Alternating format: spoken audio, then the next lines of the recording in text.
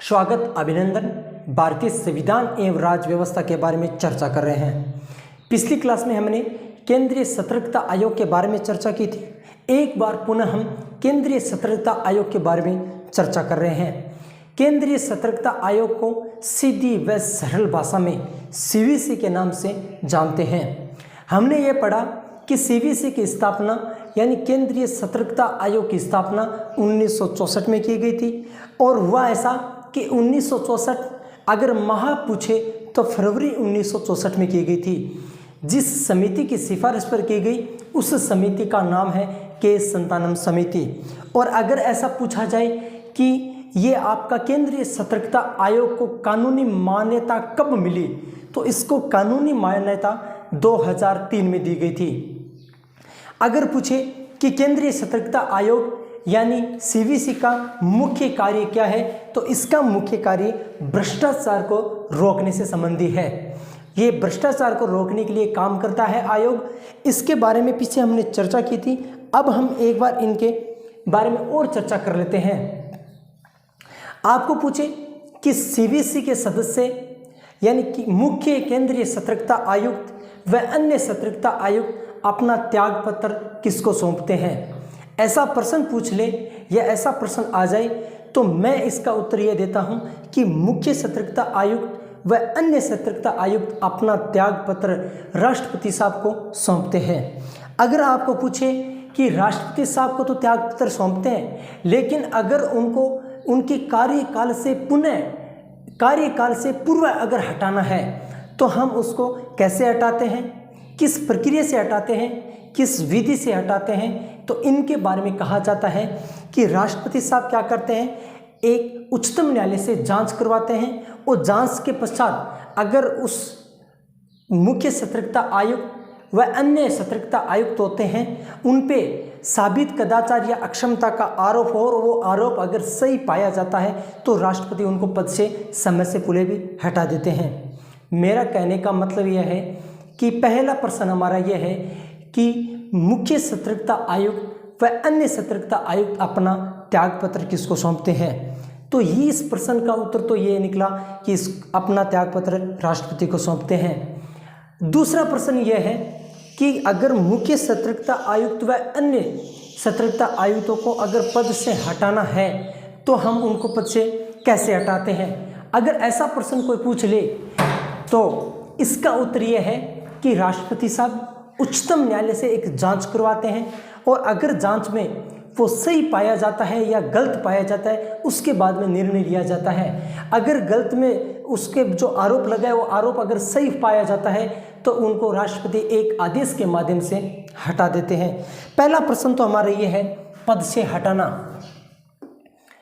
पहले त्याग पत्र के बारे में बातचीत कर लेते हैं। सीवीसी के सदस्य त्याग पत्र किसको देते हैं, कौन सा पत्र, त्याग पत्र।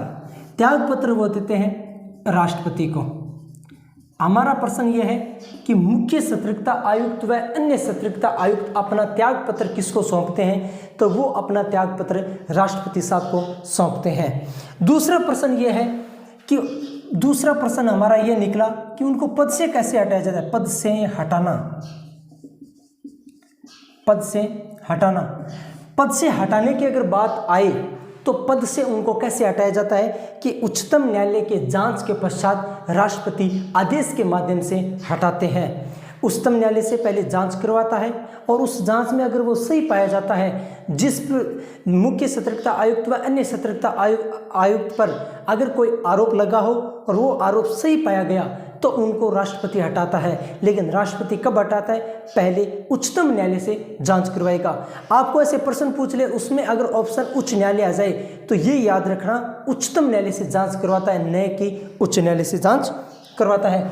पद से हटाना है तो इसमें हम लिखेंगे उच्चतम न्यायालय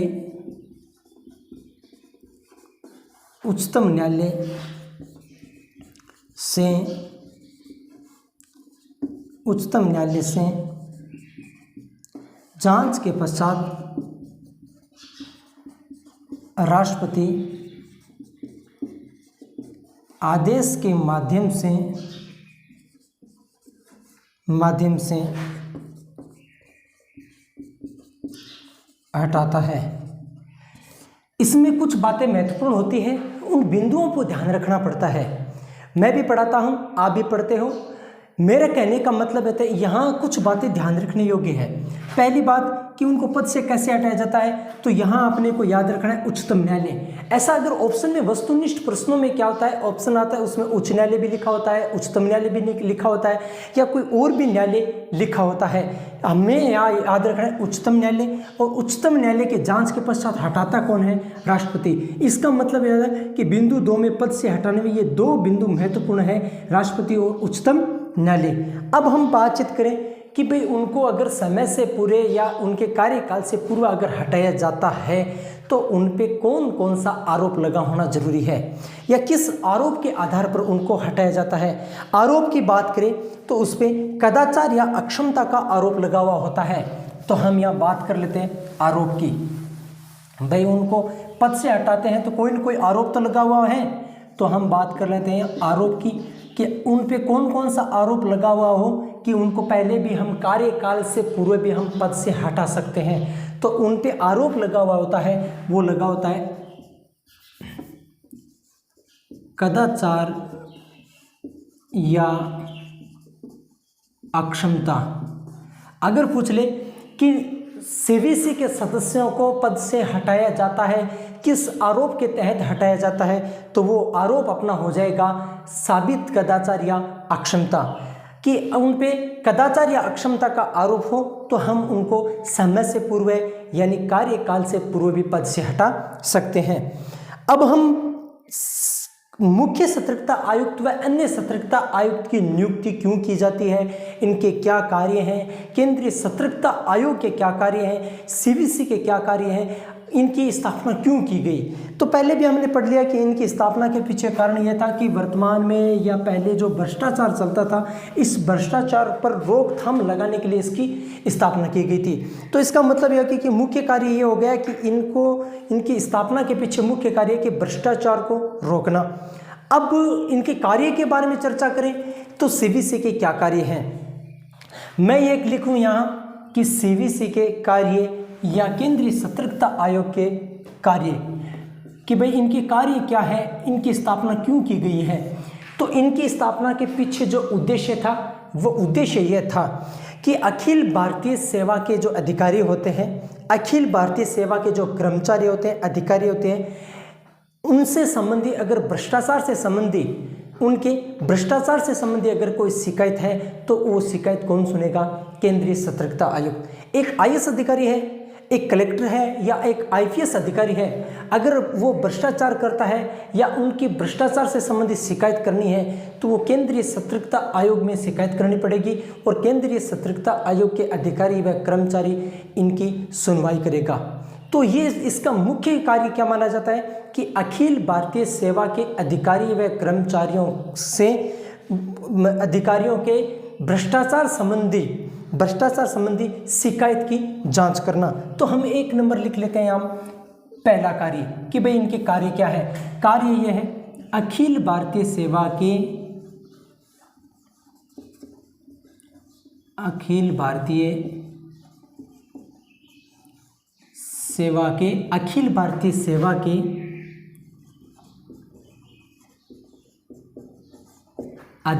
व कर्मचारी, अखिल भारतीय सेवा के अधिकारी व कर्मचारी, या ऐसे कर्मचारियों लिख लेते हैं, अधिकारियों व कर्मचारियों, अधिकारी अखिल भारतीय सेवा के कर्मचारियों व अधिकारियों के भ्रष्टाचार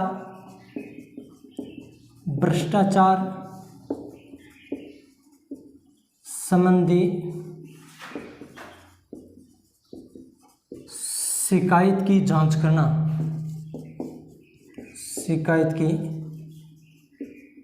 करना, इनका पहला और मुख्य कार्य माना जाता है कि जितने भी आईएएस अधिकारी व कर्मचारी या अखिल भारतीय सेवा के जितने अधिकारी व कर्मचारी होते हैं, इनसे संबंधी कोई अगर उनके खिलाफ भ्रष्टाचार संबंधी शिकायत है तो उस शिकायत का निपटारा, उस शिकायत को सुनना, उस शिकायत पर काम करने का जो आयोग काम करता है, उस आयोग का नाम है केंद्रीय सतर्कता आयोग।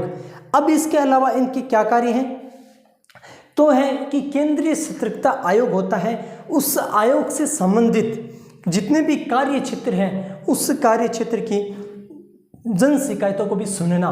मेरा कहने का मतलब यह है कि सीवीसी अपने कार्य क्षेत्र से संबंधित जन शिकायत भी सुनता है। तो हम यहाँ लिख लेते हैं नंबर 2 पर कार्य। सीवीसी अपने कार्य क्षेत्र से संबंधित जन शिकायत सुनना। सीवीसी के कार्य क्षेत्र होता है, उस कार्य क्षेत्र से संबंधित जितने भी जन शिकायतें हैं उनको भी ये सुनने का काम करता है। अब इसके अलावा ऐसी कौन कौन सी संस्था है जिन संस्था के खिलाफ अगर कोई भ्रष्टाचार संबंधी अगर कोई शिकायत है उस शिकायत को सुनता है, तो ये कहा जाता है कि संसदीय अधिनियम से स्थापित संस्था। मेरा कहने का मतलब ये है कि सीवीसी संसदीय अधिनियम से स्थापित संस्था के कर्मचारियों या अधिकारियों के विरुद्ध भ्रष्टाचार संबंधी शिकायत भी सुनता है। अब अगर संसद के माध्यम से या अधिनियम के माध्यम से अगर कोई संस्था की स्थापना हुई है, उस संस्था के कर्मचारी व अधिकारियों से संबंधित अगर भ्रष्टाचार संबंधी कोई शिकायत है तो उस शिकायत को सुनने का भी काम सीवीसी करता है। मैं ये कह रहा हूँ कि सीवीसी संसदीय अधिनियम के माध्यम से अगर कोई संस्था है उस संस्था के अधिकारी व कर्मचारियों के खिलाफ भी शिकायत सुनता है। और कौन सी शिकायतें, जिससे भ्रष्टाचार का खुलासा हो रहा हो। तो मैं यहाँ लिख देता हूँ नंबर 3 पर, और नंबर 3 पर यह है कि संसदीय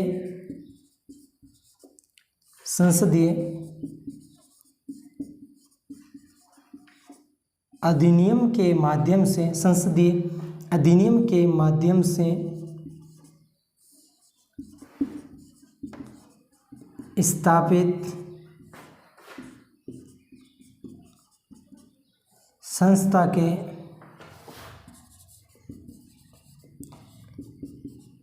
अधिकारियों व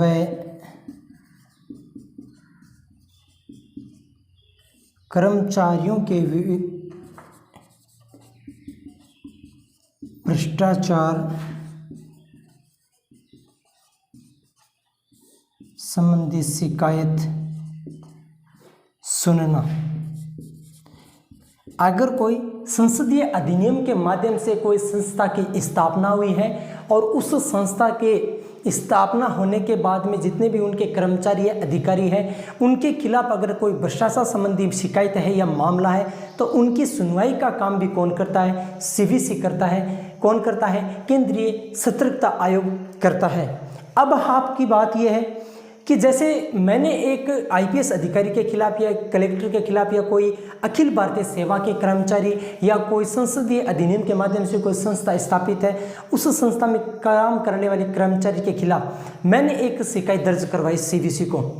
मुख्य केंद्रीय सतर्कता आयोग को मैंने चिट्ठी लिखी कि हमारे यहाँ एक कलेक्टर साहब है, वो किसी चीज़ पे किसी विषय से संबंधित रिश्वत ले रहे हैं, वो ये भ्रष्टाचार संबंधी काम कर रहे हैं। तो सीवीसी को मैंने पत्र लिख दिया, सीवीसी को मैंने अवगत करा दिया, सीवीसी को मैंने बता दिया। लेकिन सीवीसी जांच किससे करवाती है, तो सीवीसी सीबीआई से जांच करवाती है। किससे करवाती है, सीबीआई से जांच करवाती है। और इसके अलावा सीवीसी का एक महत्वपूर्ण कार्य भी और भी है कि भ्रष्टाचार निरोधक अधिनियम 1988 के तहत भ्रष्टाचार की जांच भी करता है सीवीसी। तो ये दो और महत्वपूर्ण कार्य हैं, इनके बारे में भी हम चर्चा कर लेते हैं साथ साथ कि सीवीसी है वो और कौन कौन से कार्य करते हैं। तो सीवीसी का एक और कार्य रह गया कि ये भ्रष्टाचार निरोधक अधिनियम नंबर 4 कार्य यह है भ्रष्टाचार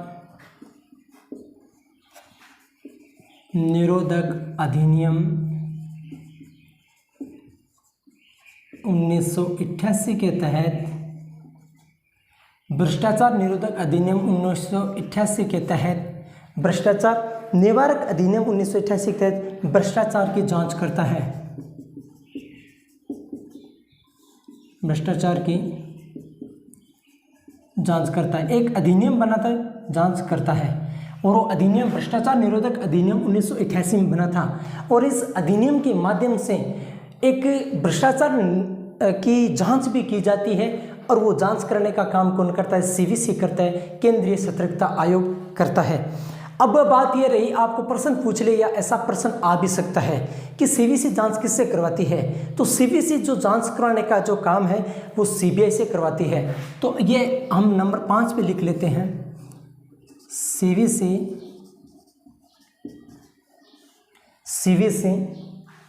जांच, सीवीसी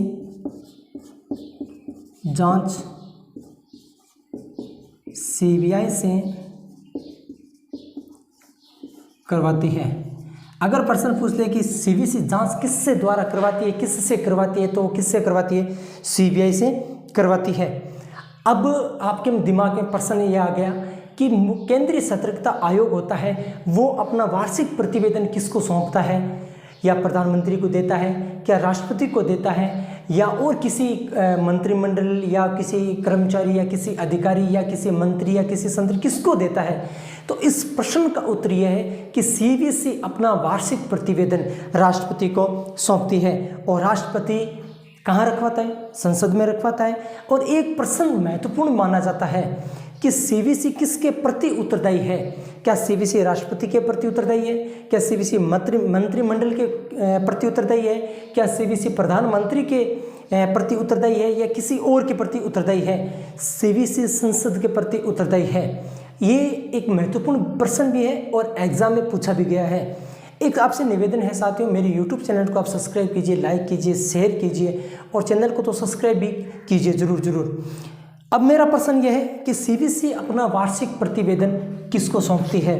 तो इस प्रश्न का उत्तर यह है, हमने कार्य के बारे में चर्चा कर ली है, तो हम यहाँ लिख लेते हैं, सीवीसी अपना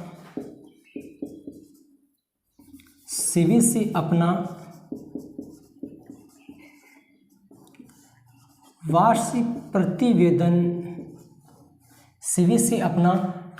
प्रतिवेदन किसको सौंपती है? राष्ट्रपति को सौंपती है। ऐसा प्रश्न आ जाए कि सीवीसी अपना वार्षिक प्रतिवेदन किसको सौंपती है, तो वो किसको सौंपती है भाई? राष्ट्रपति को सौंपती है। और ऐसा प्रश्न पूछा भी गया है कि सीवीसी अपना वार्षिक प्रतिवेदन किसको सौंपती है, यानी केंद्रीय सतर्कता आयोग अपना वार्षिक प्रतिवेदन किसको सौंपता है? तो इस प्रश्न का उत्तर ये निकला कि वो राष्ट्रपति को सौंपता है। अब प्रश्न एक और पूछा गया है, वो भी महत्वपूर्ण है कि सीवीसी किसके प्रति उत्तरदायी है? केंद्रीय सतर्कता आयोग किसके प्रति उत्तरदायी है? तो इस प्रश्न का उत्तर ये है कि केंद्रीय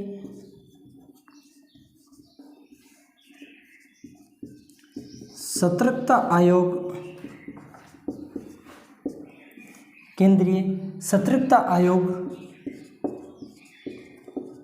संसद के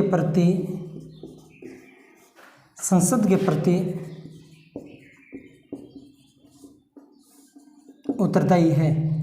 ऐसा प्रश्न पूछ ले कि केंद्रीय सतर्कता आयोग किसके प्रति उत्तरदायी है, और ऐसा प्रश्न आया था तो इसका उत्तर क्या निकला? संसद।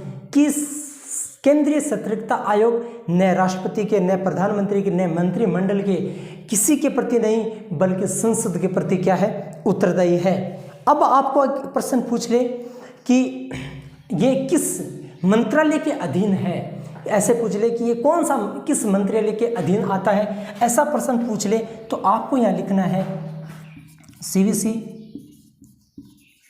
किसी भी मंत्रालय के अधीन नहीं आता है। सीवीसी किसी भी मंत्रालय के अधीन नहीं आता है। आजकल जो परीक्षा में जो प्रश्न पूछे जा रहे हैं वो कुछ हटके पूछे जा रहे हैं। पहले वाले प्रश्न आना बंद हो गया कि सीवीसी की नियुक्ति कौन करता है या किस समिति की सिफारिश पे करता है। आजकल ऐसे पूछे प्रश्न आने लग गए कि किस समिति की सिफारिश पे नहीं, समिति में कौन कौन होते हैं उस ऐसे प्रश्न आने लगे, ऐसे ऑप्शन आने लगे, तो अपने को एक एक महत्वपूर्ण बिंदु के साथ में तैयारी करनी है, एक एक प्रश्न को मद्देनजर रखना है। तो हमने ये चर्चा कर ली कि सीबीएसई अपना वार्षिक प्रतिवेदन राष्ट्रपति को सौंपते हैं, राष्ट्रपति उसको संसद में रखवाते हैं। अगर प्रश्न पूछ ले कि सीबीएसई किसके प्रति उत्तरदायी है, तो इस प्रश्न का उत्तर यह है कि सीबीएसई है वो संसद के प्रति उत्तरदायी है। इसके अलावा पूछ रहे कि क्या सीबीएसई किसी मंत्रालय के अधीन काम करता है, तो इस प्रश्न का उत्तर यह इनके कोई भी मंत्रालय के अधीन काम नहीं करता है। अब हम ये चर्चा कर लेते हैं कि वर्तमान में सीबीएसई की क्या स्थिति है, वर्तमान में कौन कौन पद पर काम कर रहा है, मुख्य सतर्कता आयुक्त कौन है, 2 अन्य सतर्कता आयुक्त होते हैं वो कौन कौन है। तो मुख्य सतर्कता आयुक्त की बात करें तो श्री संजय कोठारी है। तो वर्तमान में पदों के बारे में बातचीत कर लेते हैं। वर्तमान में 1 नंबर पे हम लिख लेते हैं मुख्य सतर्कता आयुक्त। और ऐसा प्रश्न पूछ रहे हैं कि वर्तमान में मुख्य सतर्कता आयुक्त कौन है, तो है श्री, यहाँ लिख देता हूँ, श्री संजय कोठारी। संजय कोठारी वर्तमान में कौन है, मुख्य सतर्कता आयुक्त। और हमने यहाँ पढ़ा 1+2 का सिस्टम, तो इसके बारे में पढ़ लेते हैं कि 2 जो अन्य सतर्कता आयुक्त होते हैं वो कौन कौन है। तो मुख्य सतर्कता आयुक्त कौन है, संजय कोठारी, और अन्य सतर्कता आयुक्त कौन है, सुरेश एन पटेल। अन्य सतर्कता आयुक्त, और अन्य सतर्कता आयुक्त में 1 नंबर पे कौन है, तो अन्य सतर्कता आयुक्त में 2 पद होते हैं। 1 नंबर पे है श्री सुरेश एन पटेल, और दूसरा पद रिक्त है। ये वर्तमान में पद पर काम कर रहे हैं। मुख्य सतर्कता आयुक्त कौन है, श्री संजय कोठारी। अन्य सतर्कता आयुक्त कौन है, सुरेश एन पटेल। ये हमने सीबीएसई के बारे में विस्तार से चर्चा की है, अध्ययन किया है। सीबीएसई की गठन कैसे होता है, किस समिति के सिफारिश पे कब हुआ था, कब मान्यता मिली, क्या कार्य हैं, क्या दर्जा है, वेतन भत्ते, कार्यकाल, इनके बारे में हमने एक एक बिंदुओं के बारे में चर्चा की है। अब आपसे निवेदन है आप अच्छे से तैयारी करें, पढ़ें। इससे संबंधित अब अगर और कोई भी प्रश्न आपके दिमाग में आए या मैंने नहीं बताया तो आप कमेंट बॉक्स में कमेंट करें और ज़रूर हमसे पूछें। हम पूरी कोशिश करेंगे कि आपके प्रश्न का सही व सटीक जवाब दें। धन्यवाद। जय हिंद, जय भारत।